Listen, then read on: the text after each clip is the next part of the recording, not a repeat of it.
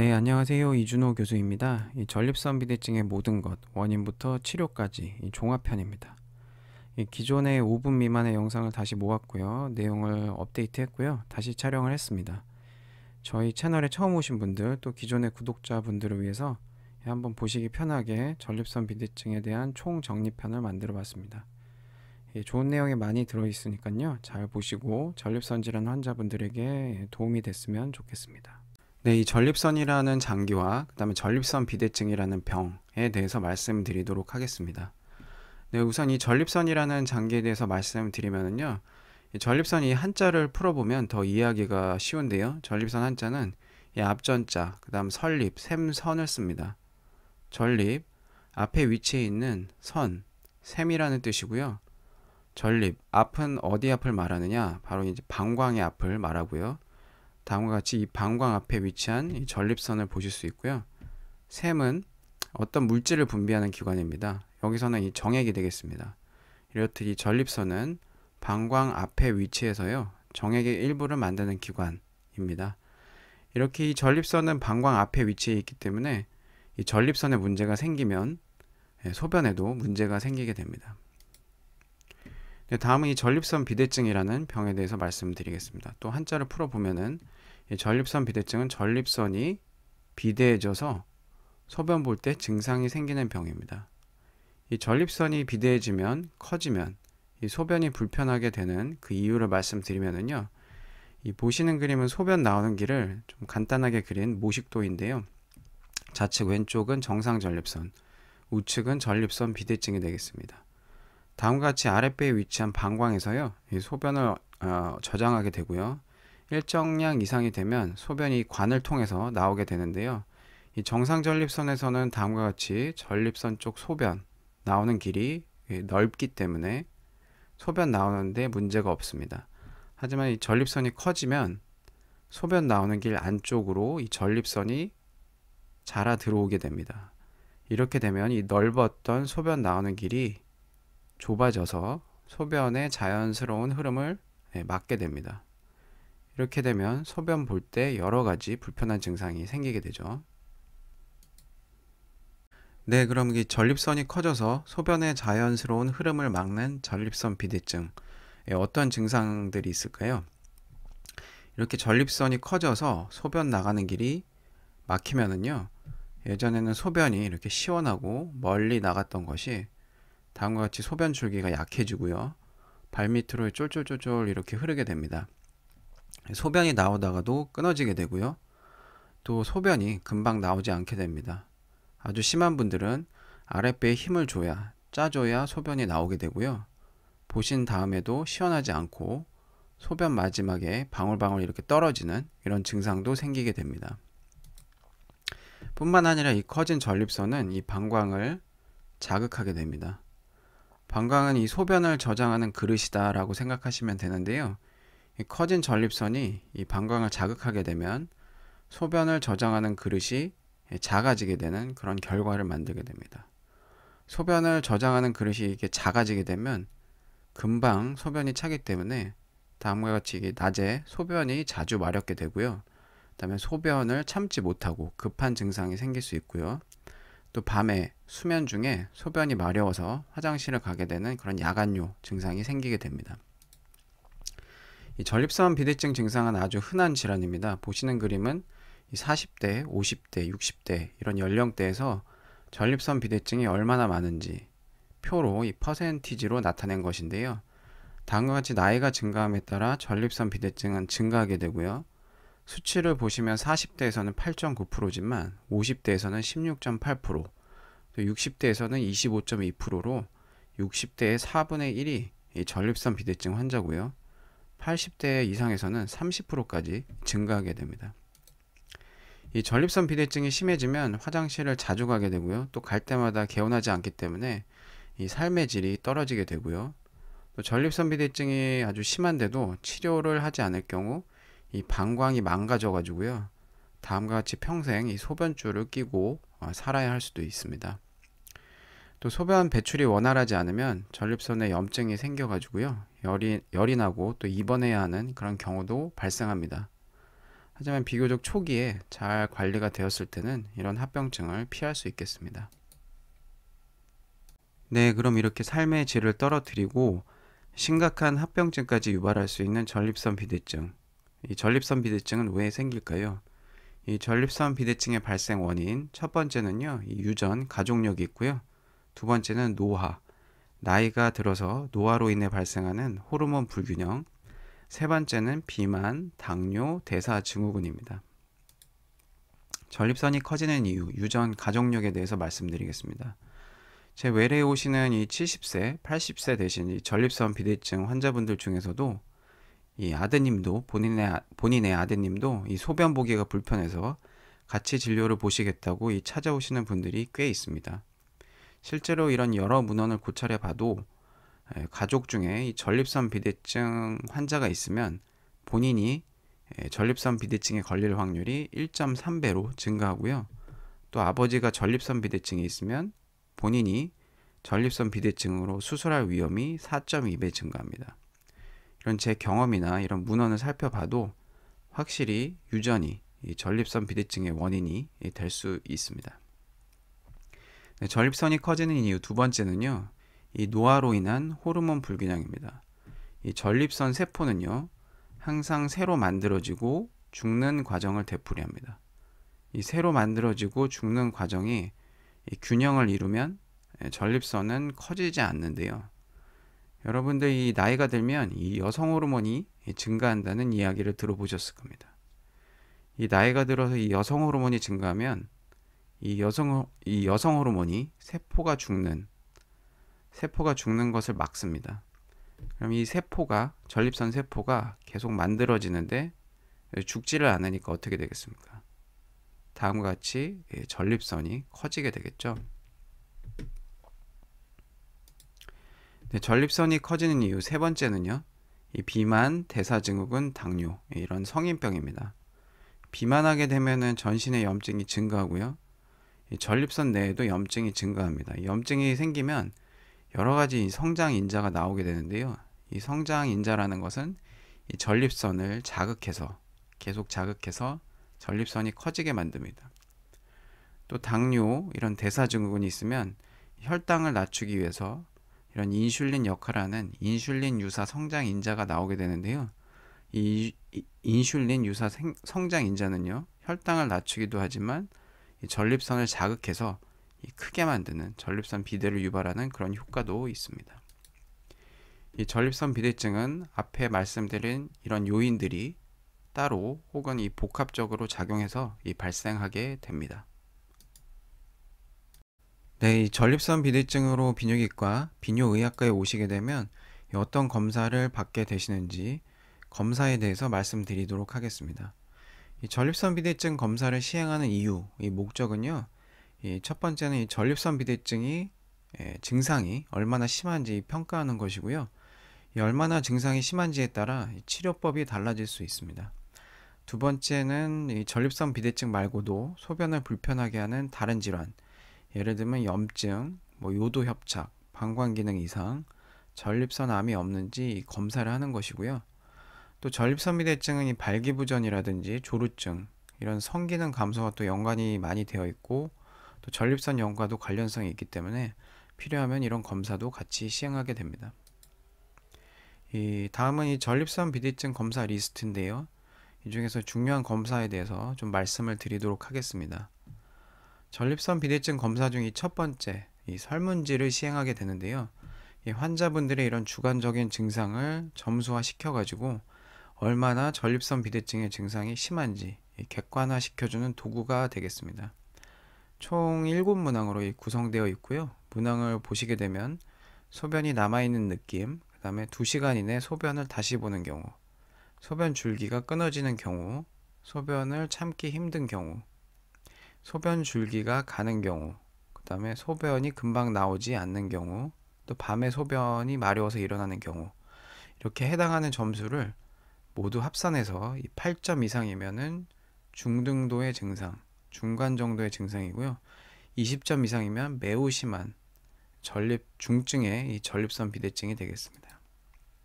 다음은 혈액 검사, 이 소변 검사이고요. 그 중에 전립선암 피검사, 정확한 명칭은 전립선 특이항원, 영어로는 PSA 검사를 꼭 확인해 봐야 합니다. 이 전립선 특이항원 검사는 이 오른쪽 보시는 그림에 잘 설명이 되어 있는데요. 이 전립선에서는 다른 장기, 예를 들면 위, 대장, 간에서는 만들어지지 않고 오직 이 전립선에서만 만들어지는 특수한 단백질이 있습니다. 이것을 이 전립선 특이항원이라고 합니다. 이 전립선 특이항원은 혈관을 타고 이 밖으로 나오는데요. 특히 이 전립선암이 있을 때 이 전립선 특이항원이 아주 많이 만들어집니다. 이 전립선암 수치는요, 4에서 10 이 범위 안에 있을 때는 4명 중에 1명, 대략 25%가 이 암이고요. 이 10이 넘어가면은 전립선 암의 확률이 더 높아집니다. 따라서 이 전립선 암 피검사 PSA 수치가 높으면 전립선 암을 진단하기 위해서 조직 검사를 좀 권유를 하게 됩니다. 다음으로는 이 경직장 초음파 검사를 시행하게 됩니다. 이 항문을 통해서 시행하는 초음파 검사를 말하고요. 이 그림처럼 전립선은 항문, 직장 바로 앞에 위치해 있기 때문에 항문을 통해서 이 초음파를 보게 되면 아주 정확하게 전립선의 모양이라든지 전립선의 크기 등을 측정할 수 있게 됩니다. 다음은 이 요속도 검사와 잔뇨 검사입니다. 실제로 2시간 내지 3시간의 그 소변을 참고 다음과 같은 기구에 이 소변을 보시게 되는 그런 검사인데요. 이 기구에는 특수한 이렇게 센서가 달려 있어서 소변이 얼마나 이렇게 세게 나오는지 약하게 나오는지 다음과 같이 그래프로 소변의 세기를 나타내 줍니다. 또 잔뇨 검사는 소변을 보신 다음에 방광에 얼마나 많은 양의 소변이 남아 있는지 이런 측정하는 검사인데요. 이렇게 아랫배에 기구를 대면은 자동으로 이렇게 잔뇨가 측정이 되고요. 통상적으로는 잔뇨가 50cc 미만으로 남아 있는 것이 정상이 되겠습니다.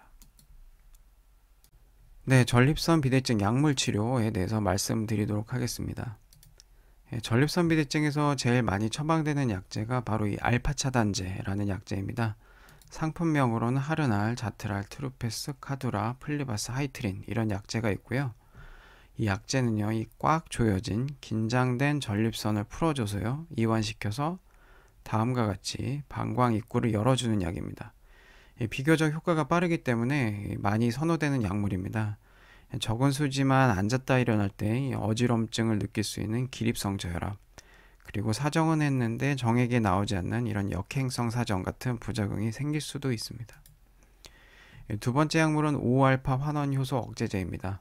이 전립선 비대증은 DHT라는 남성 호르몬의 한 종류를 먹고 사는데요. 이 약은 DHT가 이 생성되는 것을 억제합니다. 따라서 이 전립선 비대증은 DHT라는 먹이가 없어지기 때문에 전립선 비대증이 굶어서 죽는다 라고 보시면 되고요. 이런 원리로 전립선이 작아지고요. 전립선 비대증 증상이 좋아진다라고 보시면 되겠습니다. 대표적으로 프로스카, 아보다트라는 약물이 있고요. 전립선이 30에서 40g 이상인 환자분들에게 잘 맞는 약물입니다. 적은 수지만 아무래도 이 남성 호르몬과 관련이 있기 때문에 이 성기능 관련 부작용이 생길 수도 있겠습니다. 이 시알리스 계열의 이 발기부전약도 이 전립선 비대증 치료제로 쓰일 수 있습니다. 시알리스 계열약은 다음과 같이 음경의 혈관을 확장시켜서 이 발기에도 도움이 되지만 전립선 비대증에도 효과가 있다는 것이 여러 임상시험을 통해서 밝혀졌는데요. 시알리스는 첫 번째 이 골반에서 전립선으로 가는 혈관을 확장시켜서 이완시켜서 혈액순환을 좋아지게 해서 염증을 감소시켜주고요. 두 번째는 이 방광, 소변을 저장해주는 이 방광에 불필요한 수축을 억제시켜서 소변이 급하거나 자주 마려운 증상을 경감시켜줍니다. 좋아지게 합니다. 세 번째는 이 긴장된 전립선을 어느 정도 이완시켜서 소변이 부드럽게 나올 수 있게 하는 그런 효과를 가지고 있습니다. 이런 효과를 바탕으로 이 발기부전뿐만 아니라 2011년에 미국 FDA에서 전립선 비대증의 치료제로 승인이 되었습니다. 따라서 발기부전과 전립선 비대증이 같이 있으신 분들은 이 약 하나로 효과를 보실 수 있겠습니다. 위에도 소변이 지나치게 자주 마렵거나 급하신 분들은 방광을 안정화시켜주는 약물인 항콜린제, 베타3 수용체 항진제라는 약물을 사용하고요. 야간에 밤에 소변의 양이 많이 나오시는 분들에게 이 바소프레신이라는 약물을 투여하기도 합니다. 이 전립선약 드실 때는 주의할 점이 있는데요. 이 자몽 주스와 같이 전립선약을 드시면 부작용이 증가할 수 있고요. 또 술과 전립선약을 같이 드시면 저혈압이 생길 수도 있다, 이렇게 보고되고 있습니다. 이 자몽 주스의 특정 성분은요, 약을 분해하는 효소인 CYP3A4라는 이 효소를 억제하고요. 이 효소를 억제하면은 약이 분해가 되지 않으니까 몸속에 약이 오래 남아있게 되고요. 이 약의 농도가 예상보다 높게 이렇게 유지가 되게 됩니다. 아무래도 약의 농도가 높아지면은 부작용의 발생이 높아지겠죠. 또 술은 농도에 따라서 다르지만 혈관을 이렇게 수축하기도 하고 이렇게 확장시키기도 하는데요. 이 일부 알파 차단제도 이 혈관을 확장시킬 수 있습니다. 따라서 이 술과 알파 차단제를 같이 복용하면 혈관이 지나치게 확장되어서 이 저혈압이 생길 수도 있겠습니다. 네, 다음은 전립선 비대증 수술에 대해서 말씀드리겠습니다. 보통 이 전립선 비대증 수술이라고 하면은요, 이 몸에 칼을 대지 않고 상처가 남지 않습니다. 이 보시는 그림처럼 이런 내시경으로 음경을 통해서 전립선까지 도달을 한 다음에 커진 비대해진 전립선 조직을 레이저나 이 전기칼로 제거하는 것을 말합니다. 다음과 같이 커진 전립선을 제거하면 소변 보는 통로가 이렇게 좁았던 것이 넓어지기 때문에 소변이 잘 나오게 됩니다. 이 내시경 수술은 보험 적용이 되기 때문에 저렴한 가격에 수술을 받을 수 있습니다. 최근에는 이 유로리프트라는 결찰사로 전립선을 묶거나 아니면 다빈치라는 로봇으로 수술을 하기도 하는데, 아쉽지만 이 두 수술 모두 아직까지는 보험 적용이 되지는 않습니다. 이 전립선 비대증은 약물 치료로 효과를 보시는 분들이 많지만 꼭 수술이 필요한 분들도 있습니다. 다음은 유럽의 아주 권위 있는 학회인 유럽 비뇨기과 학회 EAU에서 2020년 발표한 가이드라인을 바탕으로 수술이 꼭 필요한 전립선 비대증 환자에 대해서 말씀드리도록 하겠습니다. 네, 수술이 꼭 필요한 경우 첫 번째는요, 이 반복해서 발생하는 요폐입니다. 요폐라는 말은 이 한자에서도 알 수 있듯이 전립선 비대증으로 소변 나가는 길이 완전히 막혀서 소변이 한 방울도 안 나오는 그런 경우입니다. 보통 방광은 200에서 300cc만 차도 요의를 느끼고 소변이 마려워서 이제 화장실에 가게 되는데요. 요폐가 발생하면 방광에 1000cc, 심하면 그 이상이 차도 소변이 안 나오게 됩니다. 이렇게 되면 환자분들은 아랫배에 극심한 통증을 느끼게 되고요. 보시는 그림처럼 방광이 가득 차서 아랫배가 볼록 이렇게 튀어나오게 됩니다. 환자분은 소변이 마려운 느낌에 안절부절 못하게 되고 결국에는 응급실에 방문하게 됩니다. 요폐가 되면 스스로 이 소변을 볼 수 없기 때문에 이 보시는 그림처럼 긴 관을 이 방광으로 이렇게 넣게 되는데요. 굉장히 불편하고 이 당황스러운 상황입니다.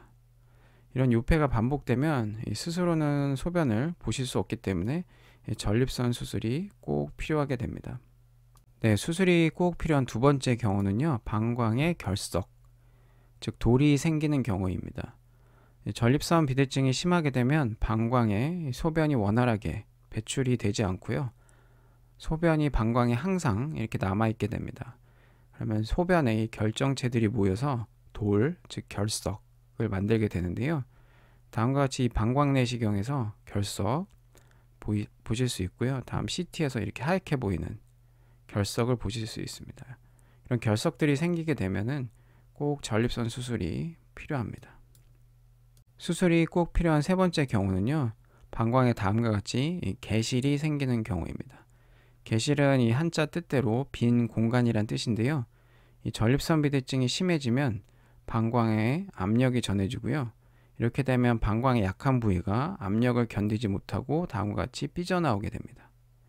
이렇게 되면 소변은 더 잘 안 나오게 되고 염증 같은 합병증이 발생하게 됩니다.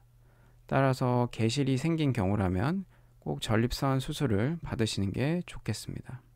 그 외에도 전립선 비대증으로 소변에 염증이 지속되는 경우, 요로 감염이 생기는 경우, 그다음에 소변에 피가 나는 경우, 혈뇨, 이런 경우에는 전립선 수술을 받으시는 게 좋습니다. 이 외에도 이 유럽 비뇨기과 학회 권고를 살펴보면은요, non-responders to medical treatment, 약물이 잘 듣지 않는 경우, 다음 those who do not want to medical treatment but request active treatment, 환자가 약물 치료를 원하지 않지만 적극적으로 치료를 원하는 경우, 환자가 약물 치료를 원치 않고 수술을 원하는 경우를 해석하시면 되겠습니다. 이런 경우에도 이제 수술을 하라고 되어 있습니다. 네, 다음은 전립선 비대증 환자의 생활습관 교정에 대해서 말씀드리겠습니다. 이 전립선 비대증이 비교적 초기인 경우에는 생활습관 교정만으로도 증상이 좋아질 수 있습니다. 또 약물 치료나 수술을 하시는 분들도 치료의 효과를 더 높이기 위해서 이 생활습관 교정을 같이 병행하시는 게 좋습니다. 유럽 비뇨기과 학회 EAU 가이드라인의 라이프스타일 어드바이스, 생활 습관에 대한 조언을 참고해 가지고요, 남성 배뇨장애 전립선 비대증 치료에 도움이 될 수 있는 생활 습관 교정에 대해서 말씀드리도록 하겠습니다. 네, 첫 번째 생활 습관 교정은 이 특정한 상황에서 화장실 자주 가는 것을 줄이기 위해서 수분 섭취를 제한한다, 물을 마시지 않는다 라는 것입니다. 평소에 물을 많이 드시는 것이 건강에 좋다 이렇게 알고 계실 텐데요, 이 전립선 비대증 환자분들은 물을 많이 마시게 되면 소변이 너무 자주 마려워서 여러 가지 불편한 증상이 생길 수 있습니다. 예를 들면 소변이 밤에 자주 마려워서 깨기 때문에 숙면을 취할 수 없고요, 이 버스나 지하철이나 이 고속버스 같은 이 대중교통도 중간에 한두 번씩 화장실을 들러야 하기 때문에 굉장히 불편합니다. 또 중요한 미팅이나 회의할 때도 한참 이 중요한 얘기를 하다가 소변이 갑자기 마려워서 중간에 불쑥 이렇게 화장실에 가게 되면 민망할 수 있죠. 따라서 이 자기 전, 그 다음에 대중교통 이용하기 전에, 그 다음에 중요한 회의가 있을 때는 일시적으로 수분을 섭취하지 말라, 물을 마시지 말라 이렇게 되어 있습니다. 여기서 주의하실 것은요, 평소에 물을 마시지 말라 이런 말이 아니라 평소에는 뭐 충분한 수분 섭취를 하시고요, 하지만 소변을 보시게 되면 이 곤란한 이런 특정한 상황에서 수분 섭취를 하지 말라, 이런 말씀입니다.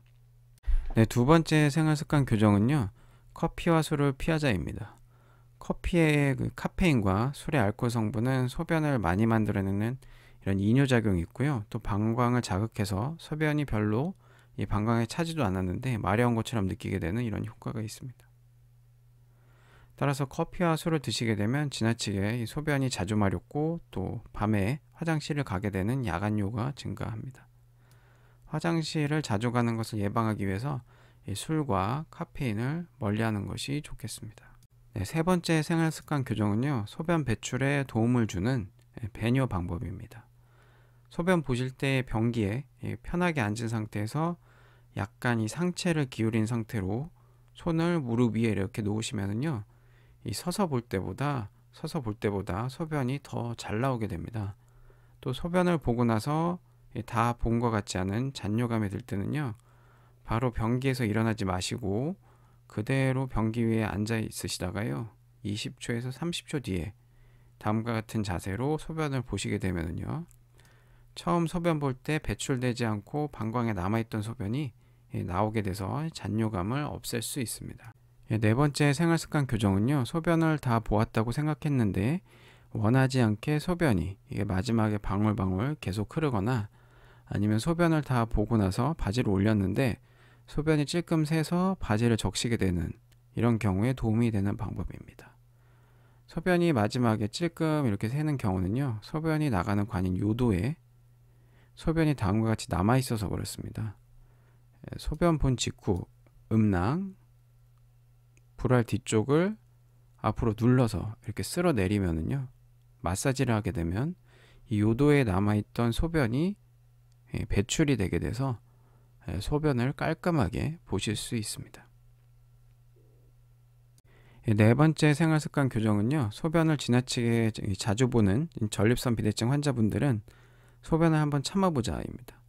정상적으로 이 소변을 보시는 분들은 보통 하루에 7번 정도 소변을 보시는 게 정상인데요, 이런 분들은 소변을 참으면 좋지 않습니다. 하지만 8번 이상 이게 소변을 보시는 분들은 방광 그릇이 작아져서 소변이 조금만 차도 소변이 마려운 것처럼 느끼게 되는 이런 가능성이 높기 때문에 소변을 한번 참아보는 것을 권유해 드립니다. 한번 소변을 참으면 대략 한 30분 정도 뒤에 소변이 다시 마렵게 되는데요. 이렇게 참았던 소변을 보게 되면 이 화장실 가는 횟수도 줄어들게 되고요. 방광도 이 부피가 커지는 이 효과도 보실 수 있겠습니다. 예, 마지막으로는 변비를 치료하자입니다. 변비가 있으신 분들은 소변도 잘 안 나오게 됩니다. 보시는 그림처럼 변비가 있게 되면 바로 앞에 방광을 이렇게 압박을 해서 소변 보는데 좋지 않습니다. 따라서 이 변비가 있는 전립선 비대증 환자분들은요, 변비를 꼭 치료하는 것이 좋겠습니다. 네, 전립선 질환을 가지신 환자분들은 자욕을 하시게 되면 자욕 자체로 이 전립선 비대증이나 아니면 전립선염 이 증상을 개선하는 효과가 있고요. 또 전립선에 작용하는 이런 약물의 효과도 높일 수 있습니다. 네, 이 스웨덴에서 시행된 연구에 따르면은요, 전립선 질환은 날씨가 따뜻할수록 증상이 호전이 되고요. 추워질수록 증상이 심해집니다. 네, 자욕은 전립선을 따뜻하게 하는 이 대표적인 방법인데요. 자욕의 효과는 다음과 같습니다. 자욕을 하게 되면 이 전립선을 둘러싸고 있는 이 근육을 이완시키고요. 또 전립선으로 들어가는 혈관을 확장해서 혈액순환을 개선하고 염증 배설을 촉진합니다. 또 혈관이 확장돼서 산소 공급을 증가시키고요. 근세포를 회복하고 이 부종을 감소시킵니다. 네, 다음은 이 좌욕을 하는 방법입니다. 이 물의 온도는 40도에서 43도가 좋고요. 자기 전에 한 5분 정도 하는 것이 효과가 제일 좋고, 아침에도 한번 할 수 있으면 하는 것이 좋겠습니다. 이 좌욕할 때 물의 높이는 이 배꼽 아래 정도가 좋고요.